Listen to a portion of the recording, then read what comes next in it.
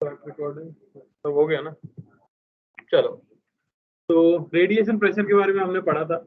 अगर किसी सरफेस के ऊपर प्योर रिफ्लेक्शन होता है और हाई इंटेंसिटी की लाइट गिर रही थी तो रेडिएशन प्रेशर क्या आता है, 2I/c। और अगर कंप्लीट एब्जॉर्प्शन होता है तो I/c। एक सवाल आपके सामने है, ट्राई करो फटाफट।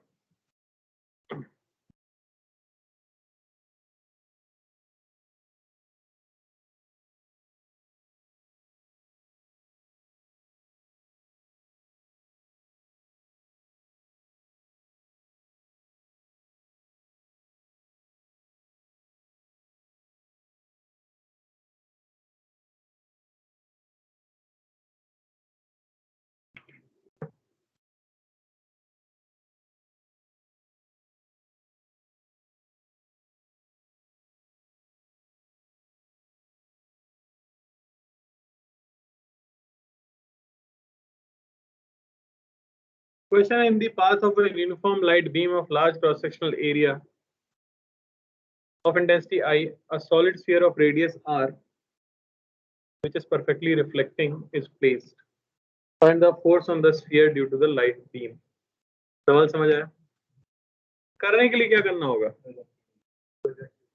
बात आपकी बिल्कुल सही है, और बिना उसके अगर करना हो तो बिना प्रोजेक्टेड एरिया का कॉन्सेप्ट यूज किया,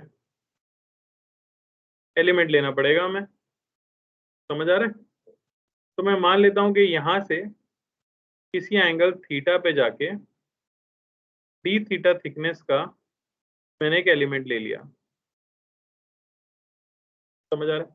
तो ये क्या मिल जाएगी हमें? क्या ये इस तरह की एक रिंग मिलेगी, क्योंकि स्फीयर के ऊपर आप ले रहे हो, तो एक पूरी रिंग मिल जाएगी। आपको दिख रहा है कि नहीं?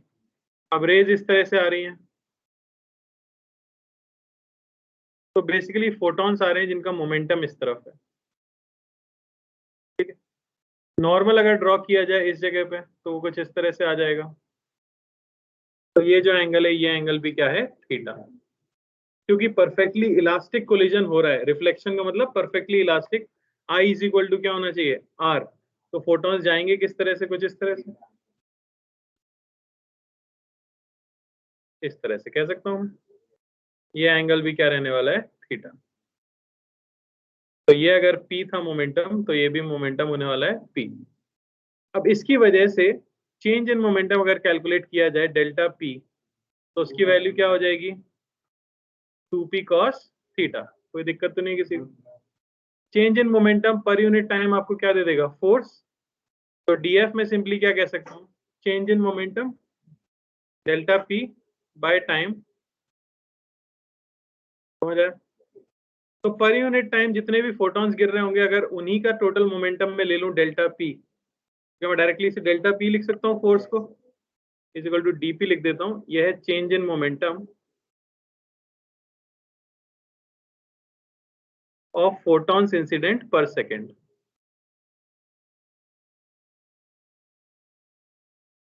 पर सेकेंड। अच्छा, ये फोर्स आएगा किस तरह, इस तरह का हमारा एलिमेंट है। ठीक है ना? यहाँ पे मैंने लिया है, तो क्या फोर्स इस तरह से कुछ आने वाला है, डीएफ सेंटर की तरफ डायरेक्टेड ही तो आएगा। क्या हुआ बेटा, स्फीयर के ऊपर? क्यों? सबको समझ आ रहा है कि नहीं?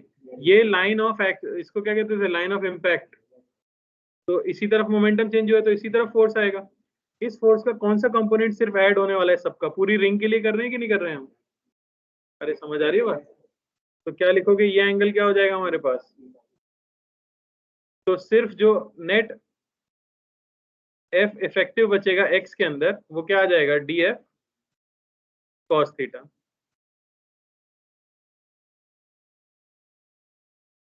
कोई दिक्कत? तो इसकी वैल्यू लिख देते हैं पहले, कितने फोटॉन्स गिर रहे होंगे पर यूनिट एरिया, तो हमें उसकी जरूरत पड़ेगी।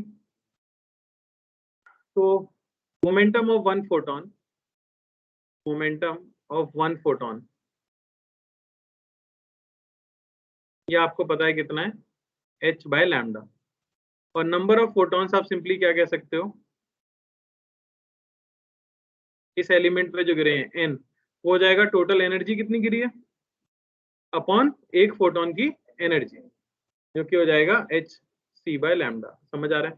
टोटल एनर्जी इस पे कितनी गिरेगी, इंटेंसिटी इनटू इस एलिमेंट का एरिया। रिंग एलिमेंट है तो रिंग का एरिया क्या हो जाता है, रिंग का एरिया लेंथ इनटू थिकनेस। अरे भाई याद आ रहा है, centre of mass, moment of inertia हर जगह किया होगा ना। एलिमेंट का एरिया आप हमेशा कैसे लिखते हो, उसकी लेंथ इनटू उसकी थिकनेस। वॉल्यूम कैसे लिखते हो, एरिया इनटू थिकनेस। थिकनेस को पिक्चर में लाना होता है हमेशा। तो एनर्जी हो जाएगी हमारे पास 2 पाई, इसकी रेडियस है r sin theta, into thickness क्या है इसकी r d theta upon hc/λ। कोई दिक्कत? तो जो नेट फोर्स आ रहा है हमारे पास एफ नेट, उसे सिंपली कह सकते हैं इंटीग्रेशन ऑफ dp, जो भी नेट मोमेंटम चेंज है cos थीटा, क्योंकि ds बराबर dp है ना हमारे पास। अरे नेट फोर्स dp है कि नहीं? ठीक है, तो नंबर ऑफ पार्टिकल्स हो गए हमारे पास I into 2 pi r sin theta into r d theta upon hc/λ। ये तो है नंबर ऑफ फोटॉन्स इंटू एक फोटोन का मोमेंटम चेंज कितना हुआ है, बोलो। 2p, ये हुआ नेट मोमेंटम चेंज इनटू, इसी को इंटीग्रेट करेंगे कहां से कहां तक। अरे बेटा देखो ना थीटा क्या है, दिख नहीं रहा? 0 से पाई होगा क्या? हाइट तो सिर्फ यहीं तक गिरेगी ना, लेफ्ट वाले पोर्शन पे। तो 0 से लेके, बताओ जरा आंसर क्या आता है।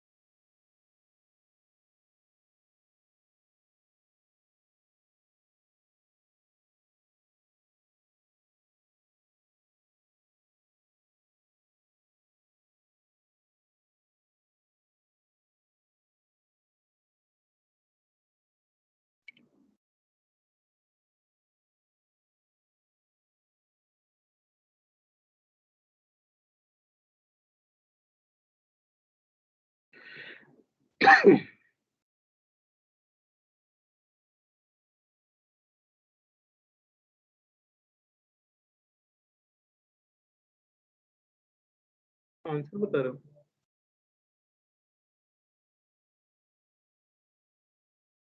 नहीं यार, तो कुछ गड़बड़ की है क्या? मोमेंटम h/λ लिख दिया है, किसके टर्म्स में बताया तुमने? ठीक है, तो h/λ लिखो ना उसे।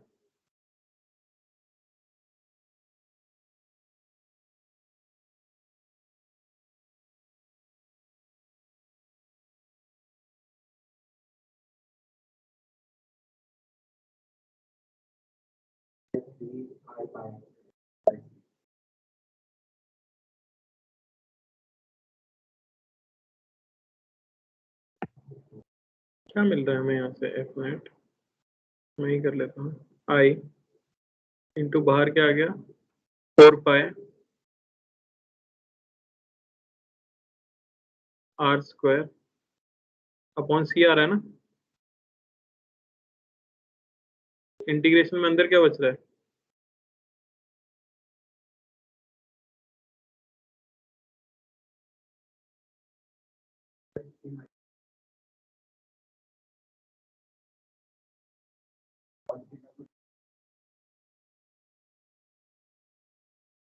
इसको टी माना है? नहीं वो तो ठीक है सब्स्टिट्यूशन के लिए, यहाँ कुछ गड़बड़ किया हमने।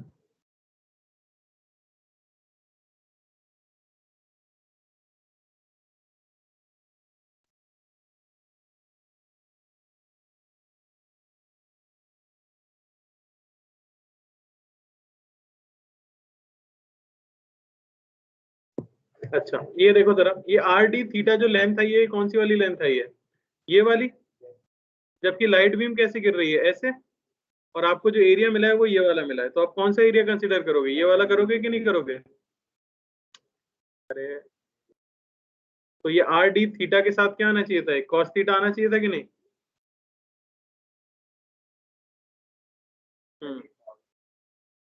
बेटा सरफेस जो है, जो आर डी थीटा है वो ऐसी है, ये लेंथ, और आपका जो लाइट है वो इस तरह से गिर रही है, तो कितनी लाइट इसके ऊपर गिर रही है ये पता करने के लिए तो आप इसके परपेंडिकुलर वाली एरिया लोगे ना, तो वो क्या आ जाएगा, एक कॉस थीटा हो रहेगा आपके पास, तो यहाँ क्या हो जाएगा, कॉस क्यूब थीटा हो जाएगा।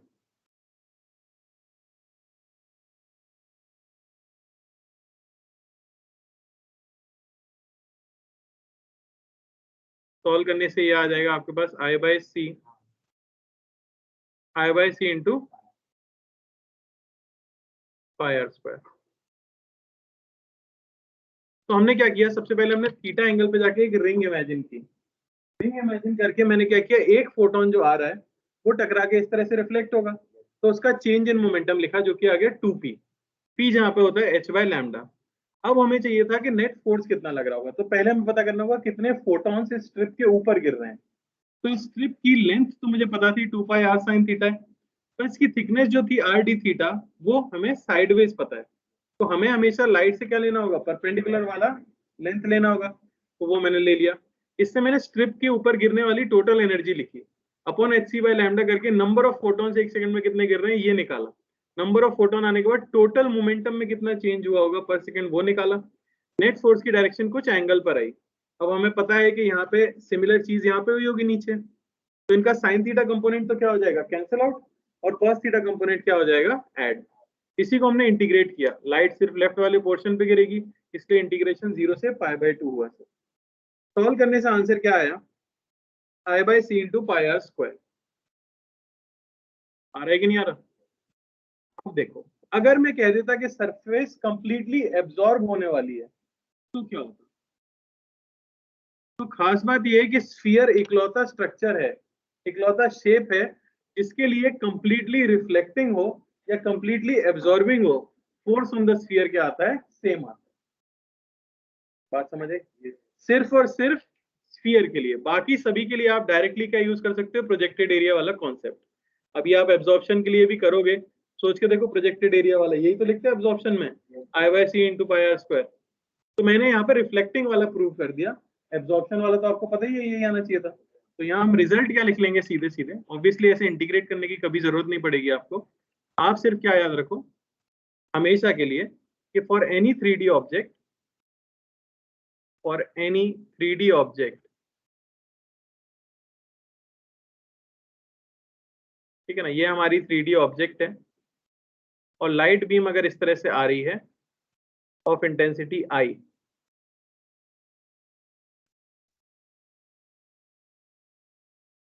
तो सीधे इमेजिन करो कि इसकी शैडो कैसी बनेगी। समझ आया?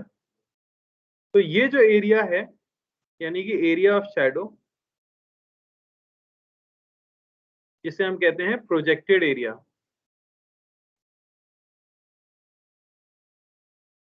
उससे मल्टीप्लाई करने से सीधे सीधे फोर्स आपको क्या मिल जाएगा, या रेडिएशन प्रेशर आप कह सकते हो सीधे से, radiation pressure into area projected वाला। अब जो रेडिएशन प्रेशर है वो रिफ्लेक्शन के केस में, कंप्लीट रिफ्लेक्शन के केस में अलग आता है, और कंप्लीट एब्जॉर्प्शन के केस में अलग आता है कि नहीं? कंप्लीट रिफ्लेक्शन के केस में वो आ जाता है 2I/C, जबकि कंप्लीट एब्जॉर्प्शन में वो आ जाता है I/C। तो आपको सिर्फ इतना याद रखने की जरूरत है, ऊपर सब जो है उसे भूल सकते हैं। हाँ, फोटॉन्स।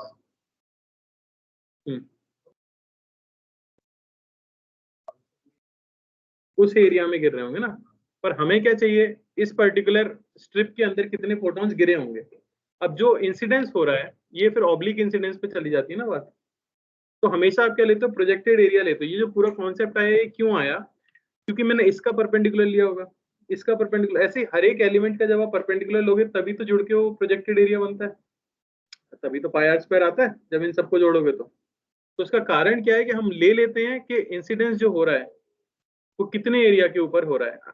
हमें क्या पता है कि टोटल एनर्जी जो गिरेगी वो क्या हो जाती है, इंटेंसिटी इंटू एरिया। तो उसमें एरिया कौन सा लेना होता है, जैसे मैं बोलूं कि ये आपका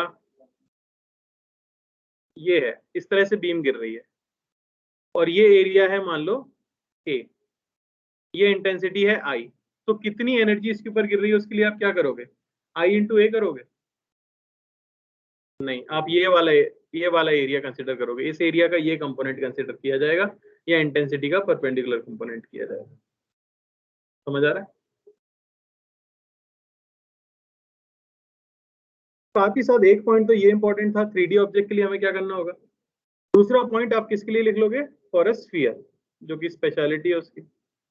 for a sphere F net जो आएगा वो सिंपली आ जाता है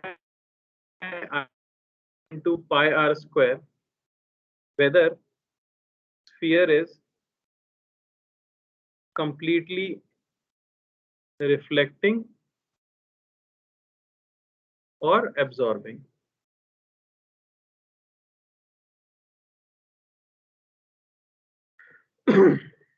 सिर्फ इतना सा याद रखो,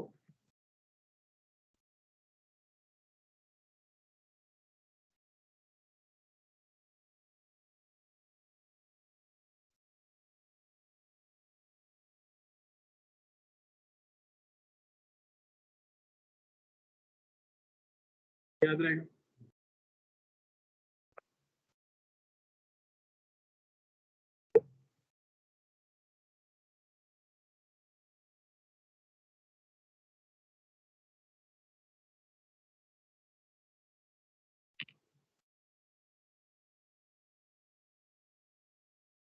एक और क्वेश्चन है, जैसे कोन दे दें अगर, क्वेश्चन, कोन है, रेडियस r का, हाइट h का, परफेक्टली रिफ्लेक्टिंग लैटरल सरफेस आपको दे रखी है, find the in the path of light beam, find the force exerted.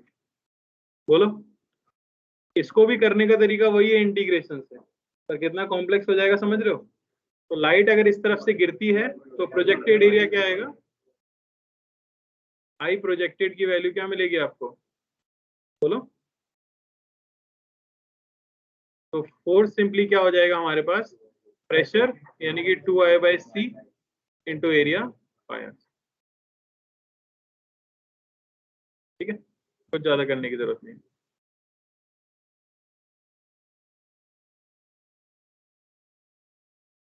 ठीक है, चलो अगला क्वेश्चन करो।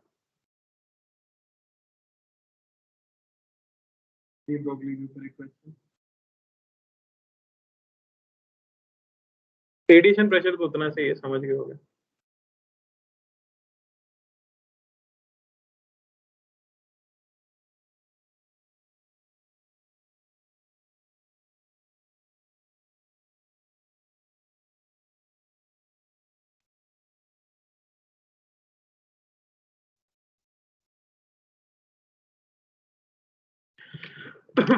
अगला डिस्कशन अपना एटम्स और वेव पार्टिकल डुअलिटी का, पता है ना, खत्म हो चुका है। मॉड्यूल सॉल्व कर सकते हो आप लोग घर जाके अपने।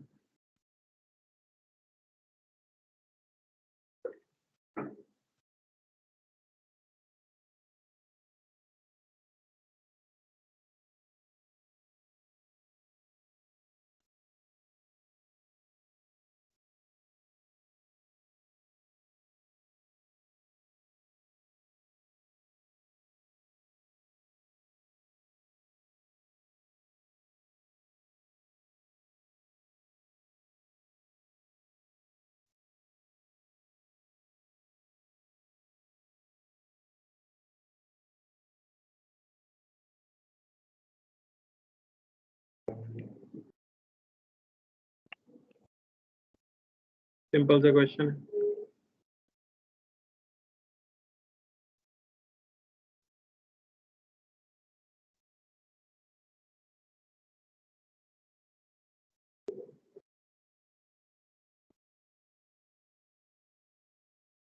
ये है कितना है पॉइंट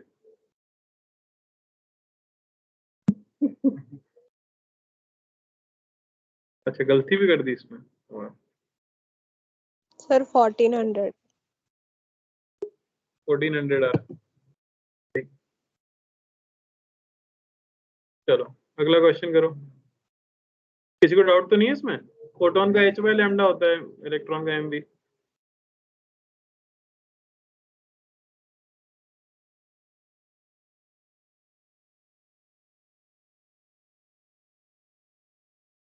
टोटली रिफ्लेक्टिंग, ध्यान से पढ़ना क्वेश्चन।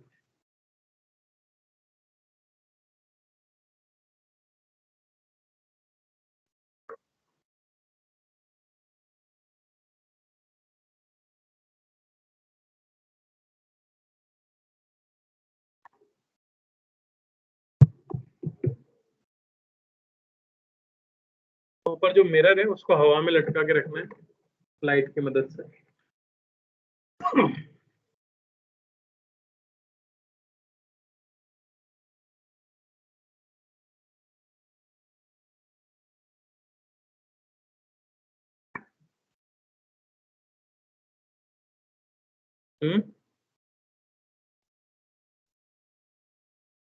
अरे लेंस का कुछ काम नहीं, वो बस इसलिए लेंस लगाया ताकि नॉर्मली गिरे मिरर के ऊपर, वरना एंगलों पे गिरती ना टेढ़ी मेढ़ी।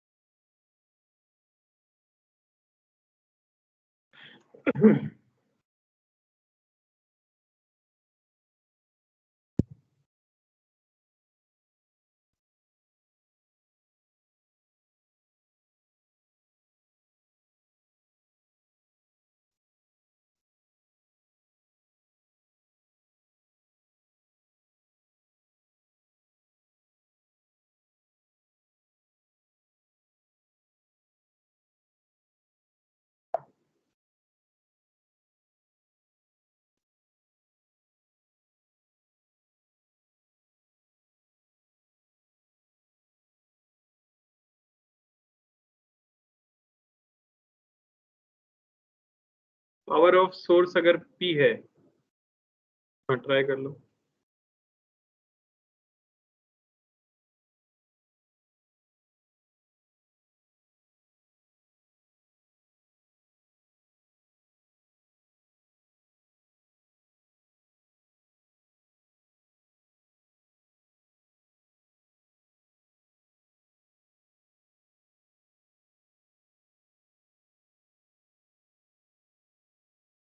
समझ आ रहा है? मान लो सोर्स की पावर P है, तो नंबर ऑफ फोटोन जो पर सेकंड फेंके जा रहे होंगे वो हो जाएंगे P upon hc by lambda.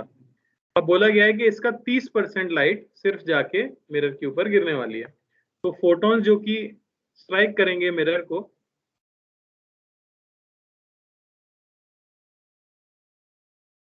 वो सिंपली कितने हो जाएंगे? n। समझ आया? क्योंकि कंप्लीटली रिफ्लेक्टिंग है तो टोटल चेंज इन मोमेंटम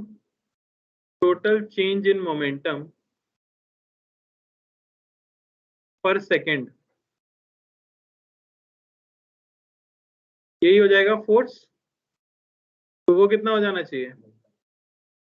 एक फोटोन का मोमेंटम होता है h बाय लैम्डा, तो change in momentum 2h by lambda into number of photons 0.3n। समझ आया? इसे बैलेंस करना है तो यही इक्वल होना चाहिए mg के। तो यहां से आपको पावर मिल जाएगी सॉल्व करके।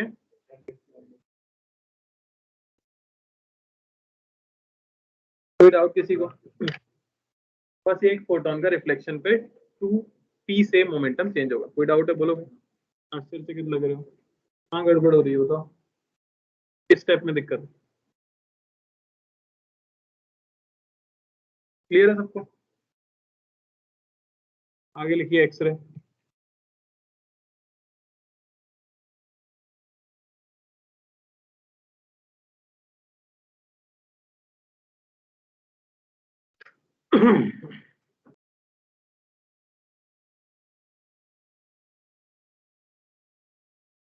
एडवांस में तो है नहीं ये टॉपिक, मेंस में है एक्सरे का, है ना।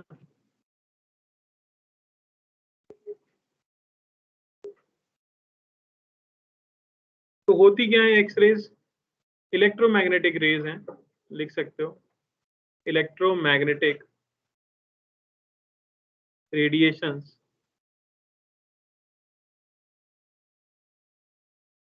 ऑफ हाई एनर्जी, इनको हम कह देते हैं एक्सरेज। एक्सरेज का डिस्कवरी जो हुआ था वो एक्सीडेंटली हुआ था। लोग डिस्चार्ज ट्यूब के अंदर करंट कैसे फ्लो करता है इसकी स्टडी कर रहे थे। डिस्चार्ज ट्यूब मतलब क्या होता है? एक ऐसा ट्यूब होता है वैक्यूम, जिसके अंदर क्रिएट किया जाता है, अलग अलग गैसेस इसके अंदर रखी जाती हैं। एक साइड पे कैथोड होता है, एक साइड पे एनोड होता है, और देख रहे थे कि किस तरह से करंट इस ट्यूब के अंदर चल सकता है। तो एक्सीडेंटली उन्होंने ऐसा नोटिस किया कि कुछ डिफरेंट काइंड ऑफ रेडिएशन इससे एमिट हो रहे थे, जो उन्होंने पहले कभी देखे नहीं थे इस ट्यूब से। ठीक है, उस समय जो एक्सपेरिमेंट चल रहा था उसी के नाम पर कूलिज ट्यूब इसे कहा जाता है, जो कि एक इवैक्यूएटेड ट्यूब है। अगर लेफ्ट में ऐसा दिखता है और डायग्राम बनाते हैं तो कुछ ऐसा दिखता है। तो देखा गया कि एक्सरेज प्रोड्यूस होती हैं। अब क्यों प्रोड्यूस हुई, कैसे प्रोड्यूस हुई, वही हमें यहाँ पे पढ़ना है। समझ आया? लिख लो प्रोडक्शन ऑफ एक्सरेज।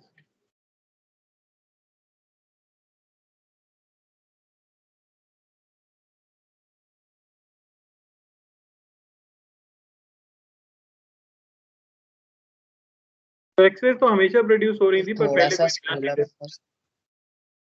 क्या पिछला क्वेश्चन देखना है? ये सिर्फ स्क्रीनशॉट हो गया। ओके। तो इसी एक्सपेरिमेंट के बारे में मैं बताने वाला हूँ।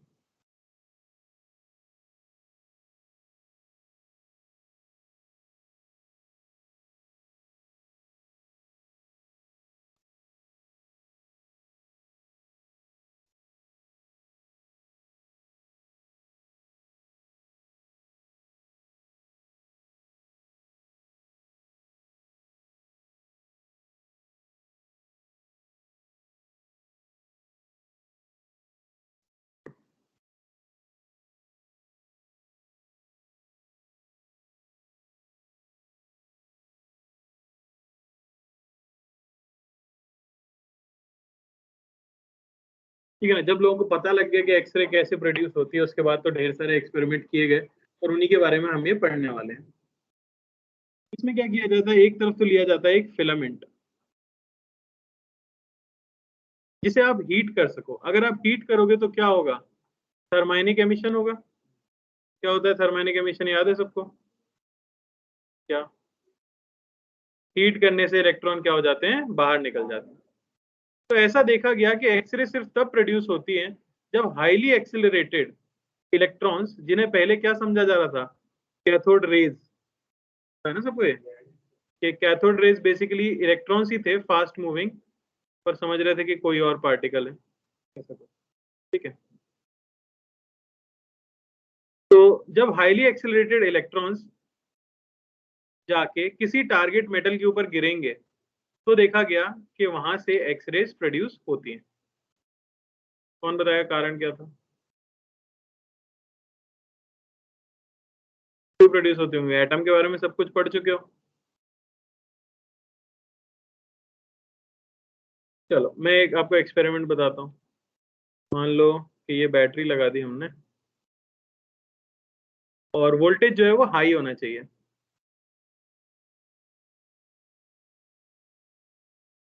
ठीक? ये हमारा टारगेट मेटल है।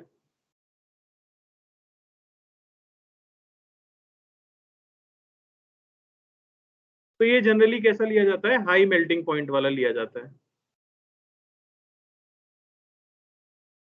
साथ ही साथ ऐसा मेटल लिया जाता है जिसकी हाई डेंसिटी हो। समझ आए?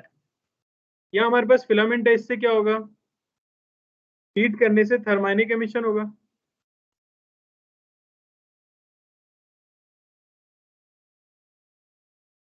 वोल्टेज लगाने से क्या होगा, वोल्टेज लगाने से एक इलेक्ट्रिक फील्ड जनरेट होगी। ये हाई वोल्टेज है, 50,000 वोल्ट, इस तरह से काफी ज्यादा बड़ा वोल्टेज हम अप्लाई करते हैं, इस वजह से इलेक्ट्रिक फील्ड आएगी और उसकी वजह से इलेक्ट्रॉन्स क्या होंगे, एक्सेलरेट होंगे। समझ आ रहा है? तो जब ये फास्ट मूविंग इलेक्ट्रॉन्स जाके इस टारगेट मेटल के ऊपर गिरते हैं तो देखा जाता है कि इस मेटल से एक्सरेज बाहर आती है। तुम अगर देखो तो मेटल को मैंने थोड़ा टेढ़ा बनाया है, क्या कारण है, ताकि वापस उधर ही ना चली जाए, आपको कैप्चर करनी है ना आपको, इसलिए इसे थोड़ा इंक्लाइंट बनाया गया। साथ ही यहाँ पे एक पाइप भी रखा जाता है जिससे ठंडा पानी चलता रहता है ताकि ये चीज मेल्ट ना हो जाए, क्योंकि काफी ज्यादा वोल्टेज होने की वजह से हाईली एक्सिलरेटेड इलेक्ट्रॉन्स, जिन्हें कैथोड रेज भी कहते हैं, वो जाके इस मेटल के ऊपर टकराते हैं और एक्सरेज प्रोड्यूस होती हैं। ठीक है, कुछ चीजें मैं बता देता हूँ एक्सरेज के बारे में कि wavelength of X-rays, wavelength of X-rays is between 0.01 angstrom and 100 angstrom। तो क्या ये दिख पाएंगे? विजिबल रेंज शुरू ही होती है 4000 एंगस्ट्रॉम से, तो ये इसलिए हमारे लिए क्या हो जाती है, इनविजिबल। किनको? उन्होंने पास में फोटोग्राफिक प्लेट रखी हुई थी, वो खराब हो गई, फिर उन्होंने सोचा फोटोग्राफिक प्लेट खराब हुई है तो कोई ना कोई पार्टिकल आके इसके साथ इंटरेक्ट किया होगा, फिर और एक्सपेरिमेंट किए गए, एंगल बदल बदल के देखा गया, जिस एंगल पे रख रहे थे उसी एंगल से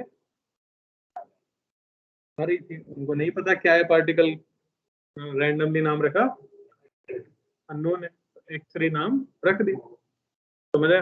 तब से यही चला रहा है एक्स, किसी ने कोई नाम ही रखा उसके बाद। तो एक्स रेज प्रोड्यूस होंगी, ठीक है, इनकी हाई पेनिट्रेशन पावर होती है, ठीक है, ये भी लिख लो इनके बारे में, हाई पेनिट्रेशन पावर।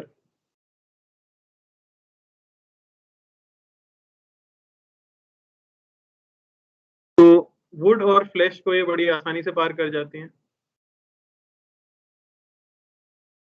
लेकिन बोन को कैन नॉट पेनिट्रेट, बोन और डेड टिश्यू, इसको ये पेनिट्रेट नहीं कर पाती। तो डेड टिश्यू मतलब समझ रहे हो, किसी को अगर ट्यूमर हो जाता है, कैंसर, तो डेड टिश्यू होता है, तो अगर आप एक्सरे उसके ऊपर गिराओ तो क्योंकि वो उसे पेनिट्रेट नहीं कर पाती, यानी डेड टिश्यू से एब्जॉर्ब करता है, तो वो सेल को आप डिस्ट्रॉय कर सकते हो। समझा? पर अच्छे सेल के ऊपर एक्सरे अगर आप गिराते हो तो उसे आप डेड टिश्यू में बदल सकते हो। तो कैंसर का ट्रीटमेंट भी हो सकता है इससे, और इससे कैंसर भी हो सकता है, दोनों ही चीजें। इसलिए जब एक्सरे ज्यादा नहीं कराना चाहिए कहा जाता है आपसे, है ना, आपने सीटी स्कैन, वो तो बिल्कुल नहीं कराना चाहिए, बहुत ही कम कराना चाहिए संभावना, क्योंकि वो काफी ज्यादा चांसेस बढ़ा देता है। इसलिए जो एक्सरे कर रहा होता है तुम देखोगे कोई खुद के पीछे जाके खड़ा होता है, तुम्हारे पास नहीं खड़ा रहता, क्योंकि उसे दिन भर खड़े रहना है, खुद ही मर जाएगा क्या फायदा। ठीक है, तो डेड टिश्यू को ये पार नहीं कर पाती है।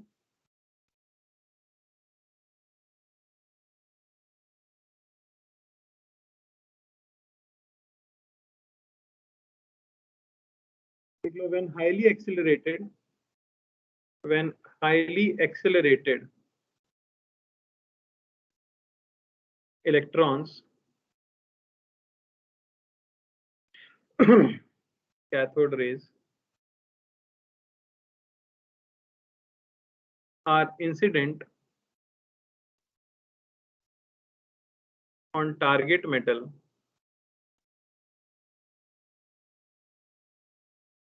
X-rays are produced।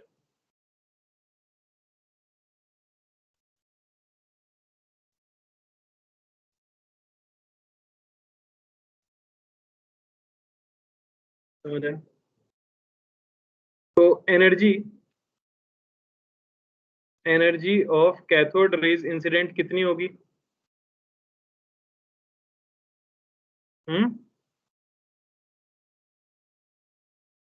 मैक्सिमम कितनी होगी? तो क्या मैं कह सकता हूँ EV, क्योंकि E उनका चार्ज है और V वोल्टेज से आपने उन्हें एक्सेलरेट कराया, तो V हो जाता है आपका एक्सेलरेटिंग वोल्टेज।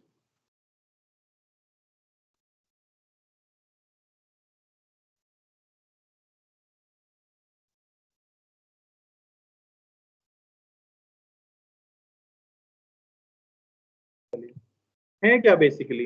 एक्सरेज है क्या? पार्टिकल है? पार्टिकल है क्या कोई? तो क्या है ये? फोटॉन्स। ठीक है, तो एक्सरेज और क्या, सारे EM वेव्स फोटोन ही तो होते हैं, यही नहीं पता था? X-rays are high energy photons. कोई भी लाइट फोटॉन्स ही होते हैं ना। तो बताओ, एक्सरेज लाइट से तेज चलते हैं के बराबर, तो हमेशा ट्रैवल करेंगे at speed of light.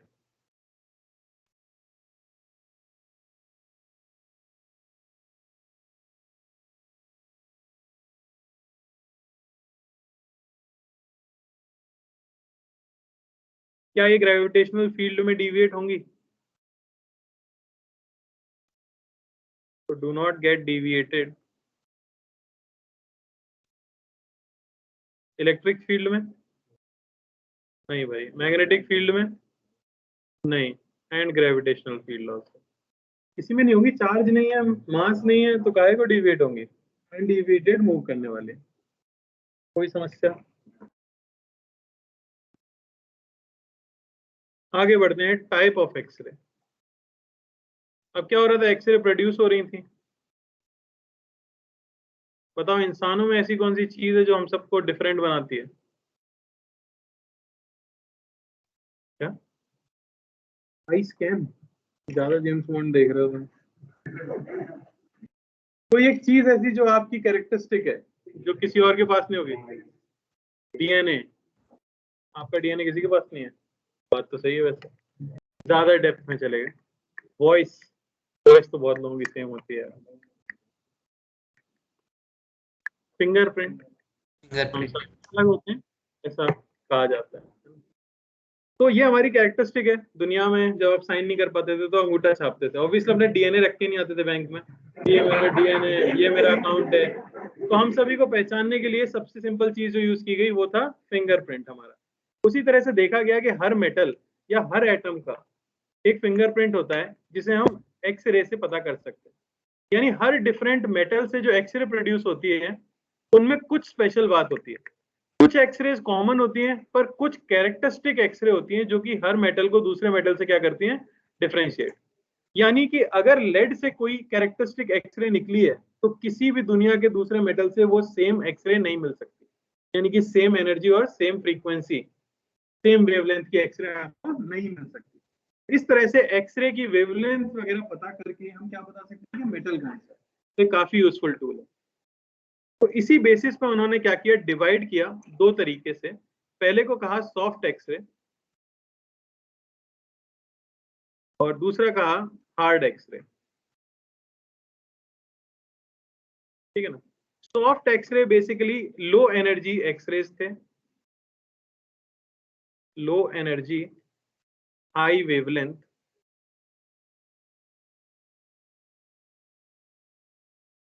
X ray, यानी कि जिनकी वेवलेंथ अराउंड 10 एंगस्ट्रॉम थी, 10 या 10 से बड़ी। उन सभी को कहते हैं सॉफ्ट एक्सरे।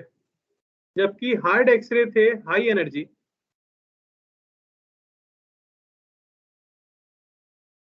लो वेवलेंथ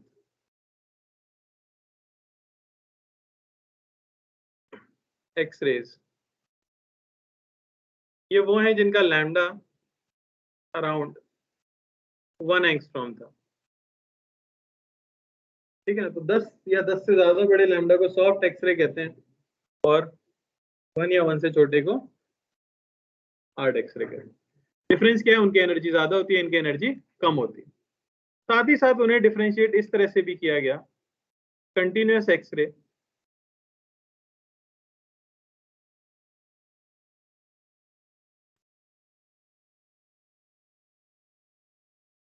और दूसरा बोला गया कैरेक्टरिस्टिक एक्सरे।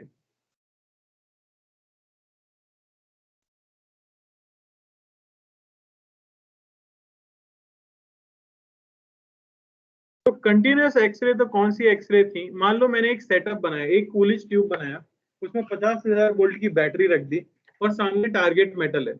मैंने क्या किया, बार बार टारगेट मेटल को चेंज करके देखा, तो उनमें जो कॉमन एक्सरे आए थे उनको कहा गया कंटिन्यूअस एक्सरे।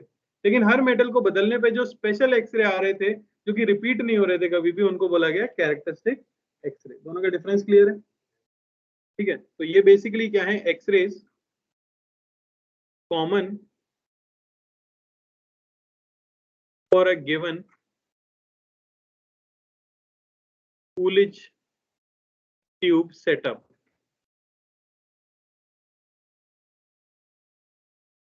और ये इंडिपेंडेंट ऑफ टारगेट मेटल है,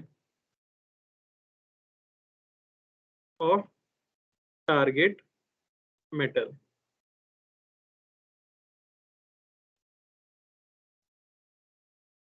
जबकि ये है वो X-rays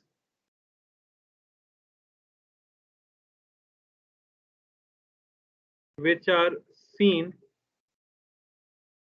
only for a particular metal.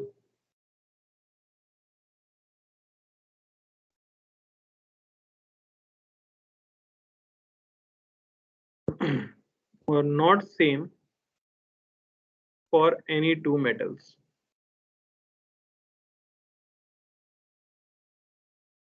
तो ये इनके फिंगरप्रिंट की तरह है, समझ आ रहा है? किसी भी दो का सेम नहीं हो सकता।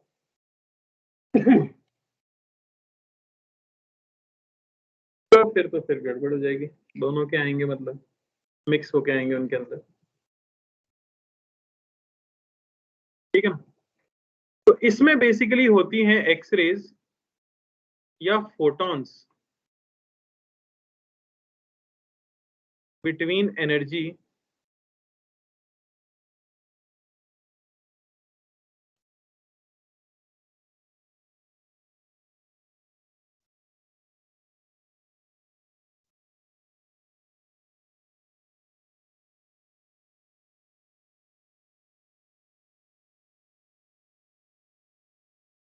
Zero and E max. तो किसी भी कूलिज ट्यूब में मैक्सिमम एनर्जी जो इलेक्ट्रॉन की है वो कितनी है, ईवी। तो इनकी भी जो एनर्जी देखी गई एक्सरे की वो 0 से लेके ईवी के बीच में ही देखी गई, समझ आ रहा है?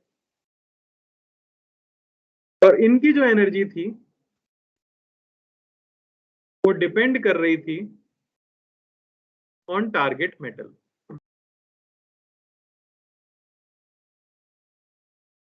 समझ आया? दोनों का डिफरेंस क्लियर? सारी कहानी तो ठीक है, पर अब तक ये नहीं पता कि एक्सरे आई क्यों, लेकिन तुम पूछ भी नहीं रहे। अगर मैं कह दूं कि हाँ खत्म, तो मान लो भी खत्म।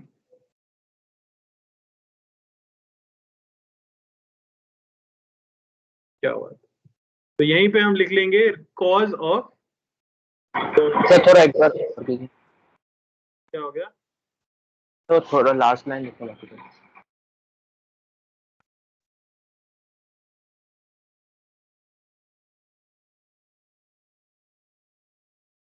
Yes sir.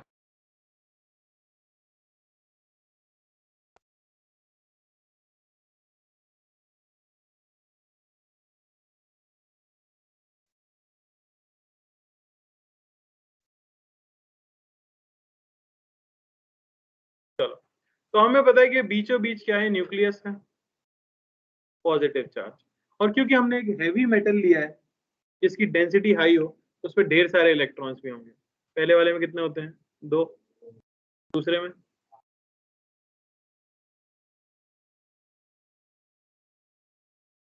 8।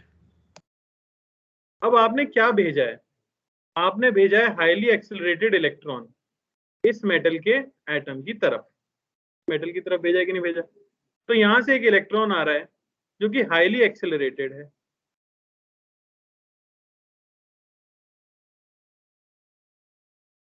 जैसे ही ये इलेक्ट्रॉन इस एटम के अंदर घुसना शुरू करेगा, इसे न्यूक्लियस का अट्रैक्शन महसूस होगा, होगा या नहीं? तो इसका पाथ कुछ इस तरह का दिखेगा आपको। ये इलेक्ट्रॉन इस तरह से घुसता है,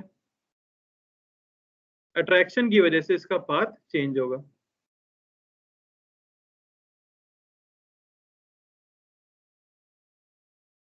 और इस तरह से कुछ करके ये बाहर निकल सकता है।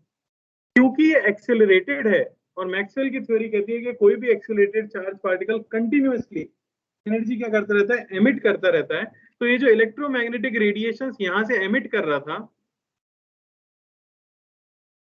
वही थी आपकी एक्सरेज। तो ये एनर्जी को कंटिन्यूअसली फोटॉन्स के फॉर्म में क्या करता रहता है, एमिट करता रहता है। बात समझ आई? तो हमें पता है कि यहां से जो इलेक्ट्रॉन आ रहे हैं उनके पास मैक्सिमम एनर्जी कितनी है, ईवी। तो अब ये हो सकता है कि न्यूक्लियस के अट्रैक्शन की वजह से इलेक्ट्रॉन जब एटम के अंदर घुसा तो उसने कुछ फ्रैक्शन ऑफ एनर्जी क्या कर दी, लूज, और वो दूसरी साइड से बाहर निकल गया। तो आपको कुछ एनर्जी के फोटॉन्स मिल जाएंगे। क्या हो सकता है कि इलेक्ट्रॉन इतना ज्यादा अट्रैक्शन महसूस किया कि वो एटम के अंदर जाके रुक ही गया, और उसके पास जितनी भी एनर्जी थी उसने सारी की सारी क्या कर दी, लूज कर दी। तो डिपेंडिंग ऑन किस तरह का इंटरेक्शन हुआ है, कोई भी इलेक्ट्रॉन जीरो से लेके मैक्सिमम जितनी एनर्जी लेके आया था, सारी की सारी क्या कर सकता है, एमिट कर सकता है।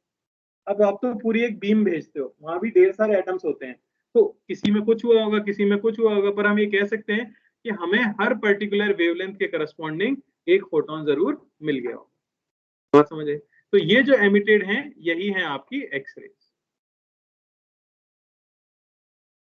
समझ आया? तो हम रीजन क्या लिख लेंगे, due to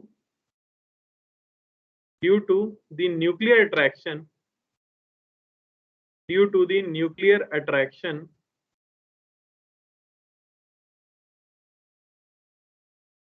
the highly accelerated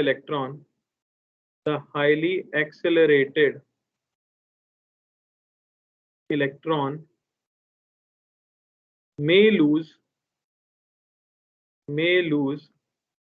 a fraction or all of its kinetic energy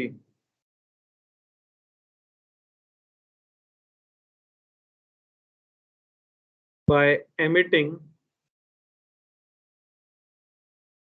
electromagnetic radiations, X-rays, continuously। समझ आया? तो जो एक्सरे आपको मैक्सिमम एनर्जी की मिलेगी, उसकी एनर्जी क्या उतनी ही होगी जितनी की हाईली एक्सीलरेटेड इलेक्ट्रॉन की है। समझ आया?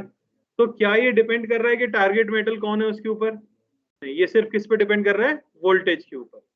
तो एनर्जी ऑफ एमिटेड एक्सरे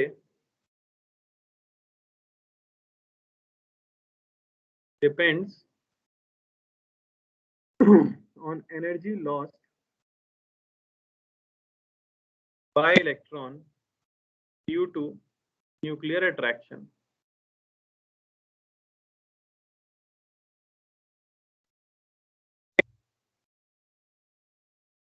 तो हम यहां से कह सकते हैं कि मैक्सिमम एनर्जी ऑफ एक्सरे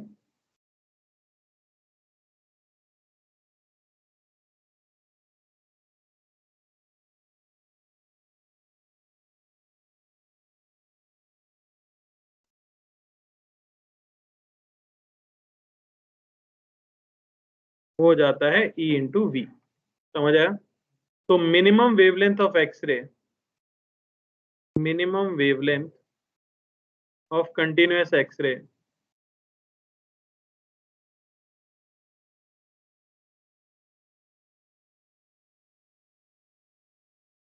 क्या लैम्डा मिनिमम तो मैं सिंपली कह सकता हूं HC बाय EV।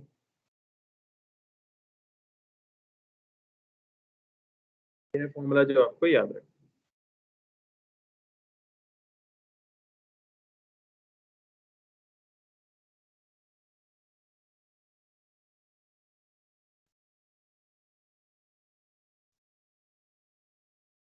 है ना, इसी को ये भी लिख सकते हो लैम्डा मिनिमम, ये क्या हो जाएगा 12400 बाय वी, ये किस में आएगा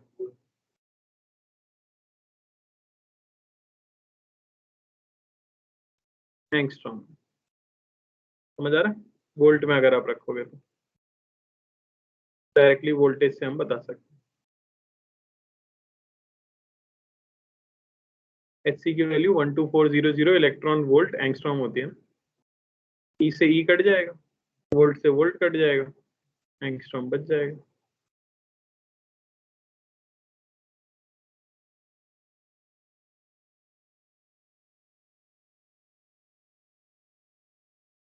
तो जब इंटेंसिटी वर्सेस वेवलेंथ का ग्राफ बनाया गया,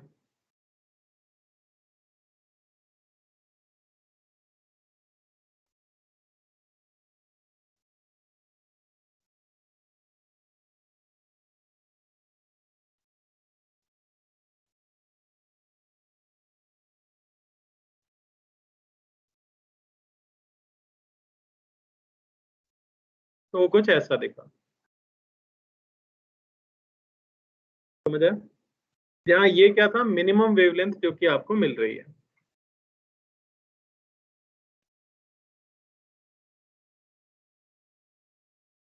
क्लियर, इंटेंसिटी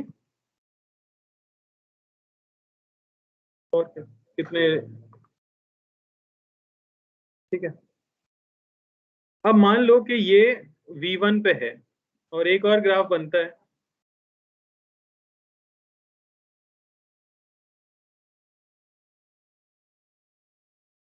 ये आपका V2 पे है, तो कौन सा वोल्टेज ज्यादा है,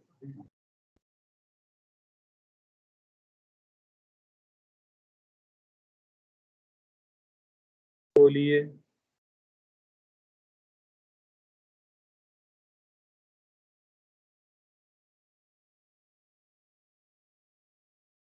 अरे ये रहा फॉर्मूला, ऐसे देखते हो तुम लोग, lambda is inversely proportional to V, तो लैम्डा कम है तो वोल्टेज क्या रहा होगा ज्यादा, तो V2 बड़ा है V1 से।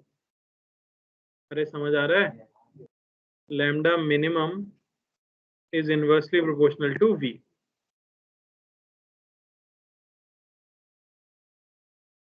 इस तरह का ग्राफ बनता जाएगा, पीछे शिफ्ट होता जाएगा, ऊंचा होता जाएगा, ठीक है। ये सारे क्या है कंटिन्यूस एक्सरेज, इससे कम वेवलेंथ आपको नहीं मिलेगी, इससे ज्यादा वेवलेंथ आपको मिल सकती है। आगे लिखिए कॉज ऑफ कैरेक्टरिस्टिक एक्सरे।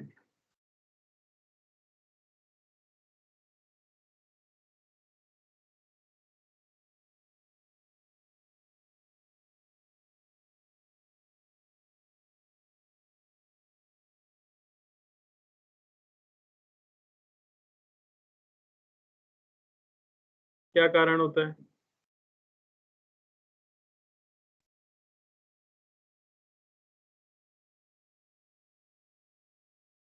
याद नहीं है, पढ़ा नहीं है क्या पहले, तो पिछला वाला तुमने अपने मन से बताया था, क्या हुआ था, सोते सोते भी तुम बता दे रहे हो,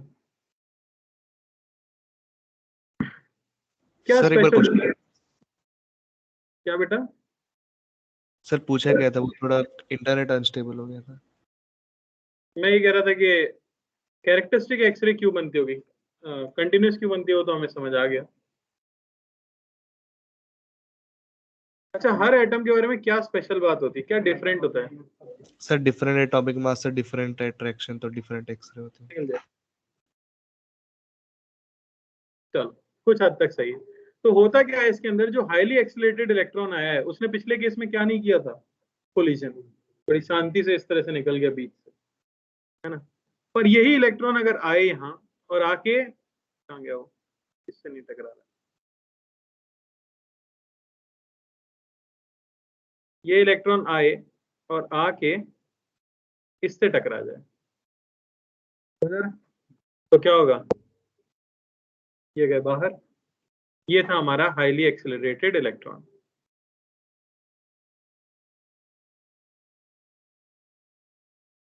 अब क्या होगा, ये जो बाहर से इलेक्ट्रॉन आया है इसने इस इलेक्ट्रॉन को मारा और बाहर फेंक दिया, तो ये इसकी जगह पे आ जाएगा। ऐसे होता है ना केमिस्ट्री में, कुछ भी बोल सकते हैं। इसे कह देते हैं सब्स्टिट्यूशन रिएक्शन। अगर मैं सिर्फ बोल दूं तो मान लोगे ना तुम कि इलेक्ट्रॉन आता है, इस इलेक्ट्रॉन को मारता है, उस इलेक्ट्रॉन को बाहर फेंक देता है और खुद उसकी जगह पे बैठ के गोल गोल घूमने लग जाता है। Yes sir. थोड़ी और एनर्जी कैसे होगी? Perfectly elastic collision. अब देखो मैं एक्सप्लेन करता हूँ।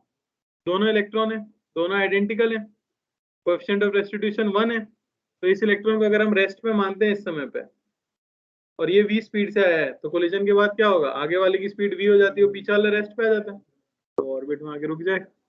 अब बोलो, तो फिर तो ऐसे टकराएंगे भी कैसे?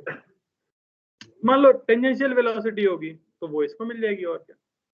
इंटरचेंज होती है कि नहीं होती? तो इंटरचेंज होनी चाहिए, पर ऐसा होता है, होता क्या है वो देखते हैं। ये आया, इसने इसको मारा, ऑब्वियसली ये यहाँ पे नहीं बैठता, यहाँ पे क्या क्रिएट हो जाती है, वेकेंसी। समझ आ रहा है? अब जैसे ही यहाँ वैकेंसी है, इसके ऊपर वाले ऑर्बिट में जो इलेक्ट्रॉन बैठा है उसके मन में आता है यार नीचे लोअर एनर्जी वाला ऑर्बिट खाली है, तो हम यहाँ क्यों बैठे हैं, और वो बड़े आसानी से यहाँ ट्रांजिशन कर लेता है।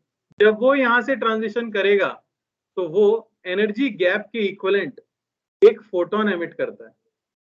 करेगा कि नहीं करेगा? इसी को हम क्या कहते हैं, एक्सरे। तो आपको ये पता होगा कि किन्हीं भी दो ऑर्बिट के बीच का जो गैप होता है वो हर एटम के लिए अलग होता है। जैसे n1 और 2 के बीच का गैप 10.2 z², ये आता है, तो z सबका अलग है, तो ये गैप सबका अलग है। अगर ये गैप सबका अलग है तो जो फोटोन एमिट हो रहा है उसकी वेवलेंथ भी सबसे अलग होने वाली है, ये कभी दोबारा नहीं मिलने वाली। तो क्योंकि ऑर्बिट के बीच का जो गैप है वो एक कैरेक्टरिस्टिक प्रॉपर्टी है एटम की, इसीलिए जो फोटोन यहाँ से मिल रहे हैं जिन्हें हम एक्सरे कह रहे हैं वो भी क्या हो जाते हैं, कैरेक्टरिस्टिक प्रॉपर्टी हो जाते हैं किसी भी एटम की। बात समझ आई? सिर्फ यही ट्रांजिशन कर सकता था क्या? नहीं, यहाँ मैंने ऑर्बिट बनाई नहीं है, पर मान लो एक और ऑर्बिट होती इसके ऊपर, है ना, तो ऐसा जरूरी नहीं है कि यही है। हो सकता है कि इसके बाहर जो इलेक्ट्रॉन बैठा हुआ था उसने मौका देख के क्या किया, उसने आके यहाँ ट्रांजिशन कर दिया, तो ऐसा करने की वजह से एक और फोटोन रिलीज होगा, जिसे फिर आप क्या कहोगे, एक्सरे कहोगे। बात समझ आ रही है? तो ये जो एक्सरे हैं ये बेसिकली क्या है, इलेक्ट्रॉन जो ट्रांजिशन कर रहा है एटम में उस समय रिलीज किए गए फोटोन। तो ये तो हम पूरे बोर मॉडल में पढ़ते हुए आए हैं। इतने स्ट्रॉन्ग थे क्या वो सारे रेडिएशन? नहीं, ये मेटल बहुत हैवी है, ये मेटल हैवी है तो इसका Z बहुत हाई है, इसका Z बहुत हाई है तो एनर्जी का गैप बहुत हाई है, इसलिए जो फोटॉन्स आपको मिले हैं वो हाई एनर्जी के। बात समझ आई? तो इसलिए इनको अलग से नाम दिया गया एक्सरे। अरे वरना तो हाइड्रोजन में भी 2 से 1 ट्रांजिशन होता है तब भी तो फोटोन निकलता है, पर वो बेचारा 10.2 इलेक्ट्रॉन वोल्ट, उसको कोई स्पेशल नाम नहीं दिया गया, फोटोन बोल के छोड़ दिया गया। यहाँ पे इसको क्या नाम दिया गया, एक्सरे, क्योंकि इनकी एनर्जी क्या है, काफी हाई है। तो क्या दोनों का डिफरेंस समझ आया? अगर इलेक्ट्रॉन कोलाइड नहीं करता है और सिर्फ डी एक्सेलरेट होता है या एक्सेलरेट होता है न्यूक्लियस में, न्यूक्लियस के पास जाने की वजह से, तो वो कंटिन्यूसली एक एनर्जी को रेडिएट करता रहता है जिसे हम कहते हैं कंटिन्यूस एक्सरे। लेकिन अगर वो किसी ऑर्बिट के इलेक्ट्रॉन से टकराए, वहां वैकेंसी क्रिएट हो और हायर एनर्जी ऑर्बिट वाले इलेक्ट्रॉन वहां पे ट्रांजिशन करें, तो जो फोटोन एमिट होता है उसे कहते हैं कैरेक्टरिस्टिक एक्सरे। क्लियर हुआ? बना लो, फिर मैं लिखा देता हूँ।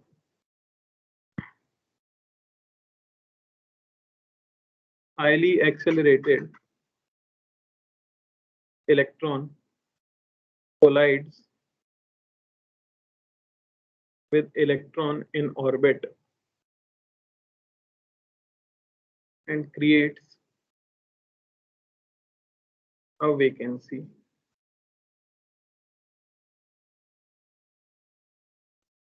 when electron of higher energy orbit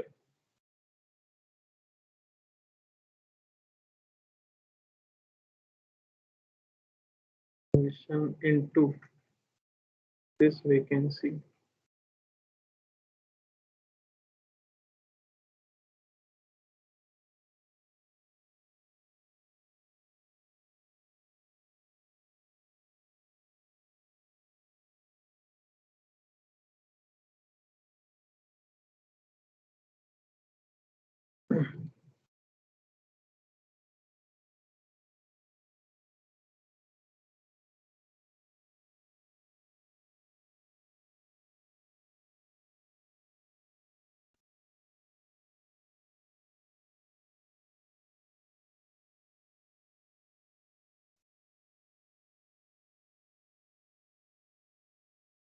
ठीक है।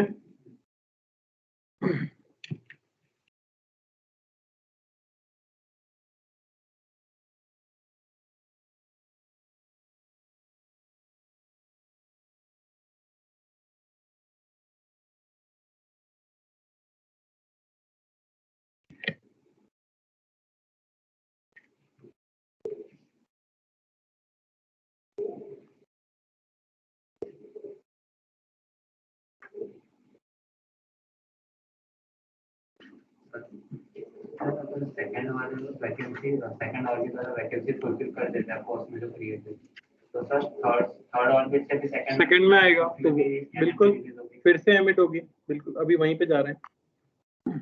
देखो तो ये मान लो पहले तो इन शेल को नाम क्या दिया जाता है आपको पता होगा शायद केमिस्ट्री से, सबसे नीचे वाले को कहते हैं के शेल, एल एम एन, बस समझ गए। हर जगह पे क्या है, इलेक्ट्रॉन है। तो मान लो कि वैकेंसी सबसे नीचे वाले में क्रिएट हुई थी, ठीक है ना, यहाँ वैकेंसी क्रिएट हुई थी। अब इलेक्ट्रॉन तो कहीं से भी ट्रांजिशन कर सकता है, यहाँ भी इलेक्ट्रॉन है, यहाँ भी इलेक्ट्रॉन है। तो ये इलेक्ट्रॉन अगर ट्रांजिशन करता है इस तरह से तो एक फोटोन रिलीज होगा और उसे हम कहते हैं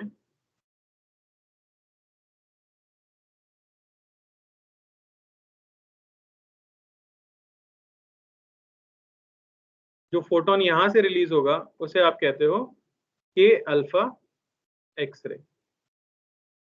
अल्फा का मतलब ये बताना चाह रहे हैं कि के शेल के सबसे नजदीकी ऑर्बिट से एक इलेक्ट्रॉन आया और उसने ये वैकेंसी क्या कर दी, फिल कर दी। बात समझ आई। लेकिन अगर ये वाला इलेक्ट्रॉन आके यहाँ पे फिल करता है तो फिर इसे क्या कहेंगे,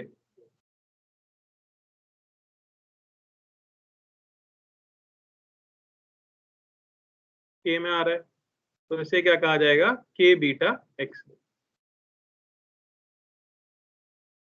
अरे समझ आ रहा है। सिमिलरली क्या आ जाएगा, के गामा वगैरह। अब जो बात यहाँ पे कही गई थी, मान लो कि जैसे इलेक्ट्रॉन यहाँ आ गया, क्या यहाँ पे वैकेंसी क्रिएट हो गई ऊपर वाले ऑर्बिट में के अल्फा के करस्पॉन्डिंग। तो अब इस वैकेंसी को भरने के लिए इसके ऊपर ऑर्बिट वाला कोई ना कोई आने वाला है, ये के है, ये एल एम एन। तो अगर ये आके यहाँ पे गिर जाता है तो ये जो फोटोन एमिट करेगा इसे क्या कहेंगे, एल अल्फा एक्सरे। समझ आया। और ये आदमी आके अगर यहाँ गिर जाता है तो वो जो एमिट कर देगा वो हो जाएगा एल बीटा एक्स रे। तो एक सीधी सी बात है कि अगर आपको के अल्फा मिला है तो आपको एल का भी कोई ना कोई मिलेगा, एम का भी कोई ना कोई मिलेगा। तो ये सारी कैरेक्टरिस्टिक एक्सरेज आपको मिलती है एक साथ। तो इससे हम पहचान पाते हैं कि कौन सा मेटल हो सकता है। कोई दिक्कत, बना लो इसे। क्या कह रहे हो भाई, कंटिन्यूस क्यों नहीं होता, मतलब कंटिन्यूस का मतलब है लगातार, एक के बाद एक रिलीज होती है, पर ये कैरेक्टरिस्टिक है ना। उनकी एनर्जी लेवल से इसका एनर्जी लेवल थोड़ा ज्यादा रहता है, इसकी इंटेंसिटी थोड़ी सी ज्यादा रहती है, ऐसा हम कह सकते हैं। इस सेम वेवलेंथ की लाइट उसमें भी मिलेगी, कंटिन्यूअस में मिल सकती है, समझ रहे हो ना, पर इसकी इंटेंसिटी क्या रहेगी, हाई रहेगी। तो इसकी वजह से जो हम ग्राफ फॉर्म करते हैं, नामकरण तो समझ आया ना, एल अल्फा बीटा कैसे देते हैं, तो ग्राफ कुछ इस तरह का है, बिल्कुल केमिस्ट्री है।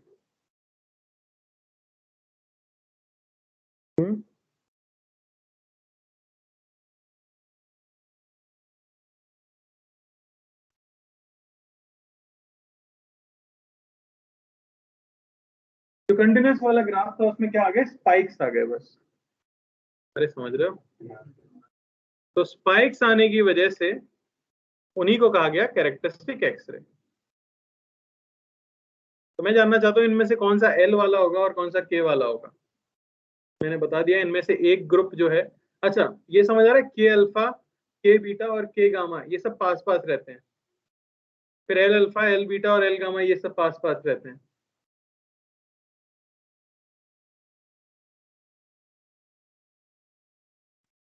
सोच के बताइए, मैं पूछ रहा हूं इनमें से अगर कोई के सीरीज का है, ये समझ आ रहा है ना कि इलेक्ट्रॉन्स अगर आके के वाले में गिरते हैं तो उसे के सीरीज कहते हैं, एल वाले में आके अगर इलेक्ट्रॉन ट्रांजिशन करते हैं तो एल सीरीज कहते हैं उसे। तो मैं जानना चाह रहा हूं कि इनमें से दो स्पाइक्स तो के सीरीज के हैं और दो एल सीरीज के हैं, कौन सा किसका है, क्यों भाई,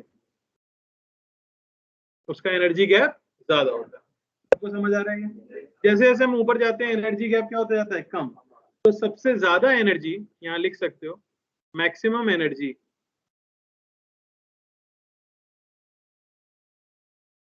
इज ऑफ के सीरीज, यानी कि मिनिमम वेवलेंथ किसकी होनी चाहिए, के सीरीज की।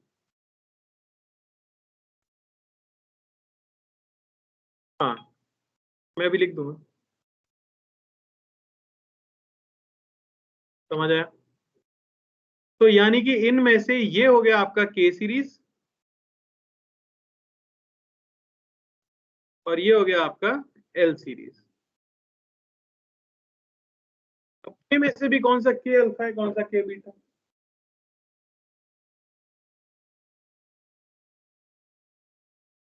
बोला, लेफ्ट वाला बीटा वाला होगा। सोच के देखो, के अल्फा मतलब 2 से 1, के बीटा मतलब 3 से 1, किसमें एनर्जी का गैप ज्यादा है, तो वेवलेंथ कम किसकी होनी चाहिए, जिसकी एनर्जी ज्यादा हो। वेवलेंथ और एनर्जी उल्टी रिलेटेड है ना, तो 3 से 1 की एनर्जी गैप ज्यादा है तो 3 से 1 की वेवलेंथ कम होनी चाहिए, यानी ये आपका क्या है, के बीटा, ये है के अल्फा, ये होगा एल बीटा एल अल्फा। बात समझ आ रहा है, तो सीधे यहाँ ये भी लिख सकते हो कि alpha has more energy than beta. Beta has more energy, has more wavelength.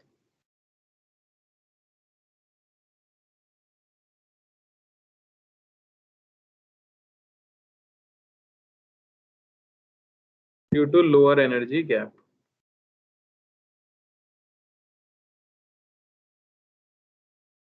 Clear हुआ कि नहीं?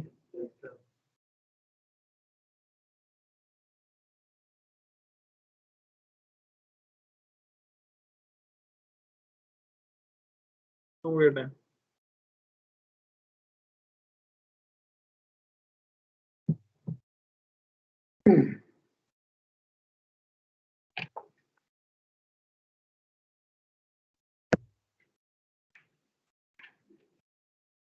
देखो एनर्जी ऑफ कैरेक्टरिस्टिक एक्सरे,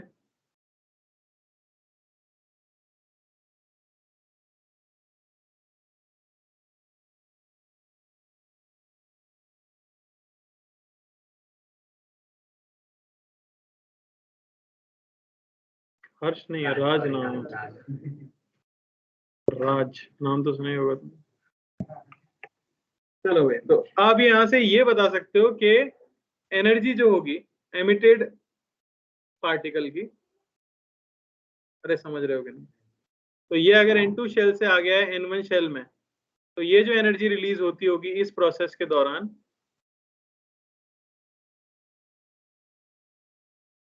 यार मुझे ऐसा क्यों लगता है तुम लोगों को समझ नहीं आता, तुम लोग कम बोलते हो इस, या समझ सही में नहीं आ रहा है? सिंपल है ना, बस एनर्जी गैप कितना हो जाएगा 13.6 z² 1/n1²। बस ध्यान रखना कि किसका क्या मतलब है, एल बीटा का क्या मतलब हो गया, लौट गए, आ किस में रहे, सेकंड में, क्योंकि एल है और बीटा मतलब थर्ड से नहीं फोर्थ से। अरे समझ आ रहा है? यस सर, आ रहा है। एग्जाम्पल एल बीटा अगर मैं कह दूं तो मतलब from n is equal to 4 to n is equal to 2। तो मेरे हिसाब से सबको समझ आ गया एक्सरे बनती कैसे, कंटिन्यूअस और कैरेक्टरिस्टिक का डिफरेंस क्या है। ये ग्राफ वाला क्वेश्चन मेंस में जरूर पूछा जा सकता है, कौन सा एल अल्फा है कौन सा एल बीटा है, कंफ्यूज जाते हैं लोग इसमें कई बार। और बाकी आपसे वेवलेंथ पूछी जाए तो वो सब तो बता ही सकते हो। आज क्या है, राइट। तो संडे को हमारे खत्म होगा एक्सरे, एक मोजलीस लॉ बाकी है, वो खत्म होने के बाद फिर